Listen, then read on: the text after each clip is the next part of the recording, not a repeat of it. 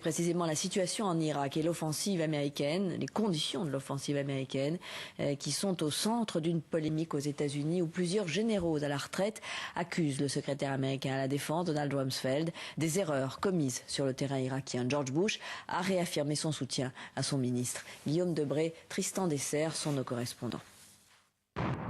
Dans l'armée américaine, on serre les rangs et on ferme sa gueule. C'est de cette manière qu'un gradé décrit le code de conduite des militaires.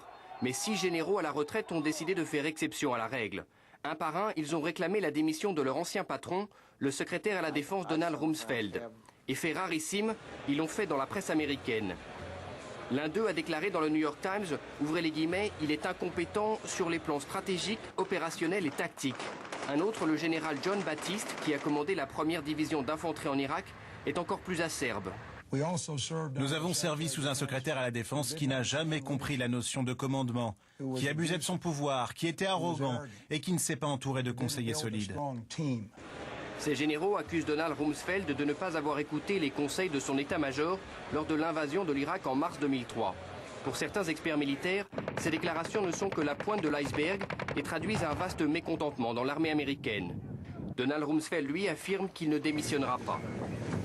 Si à chaque fois que 2 ou 3 personnes n'étaient pas d'accord ont changé de secrétaire à la défense des États-Unis, ça deviendrait un vrai manège. Pour couper court aux rumeurs de démission, George Bush a dû une nouvelle fois réaffirmer publiquement son soutien à Donald Rumsfeld.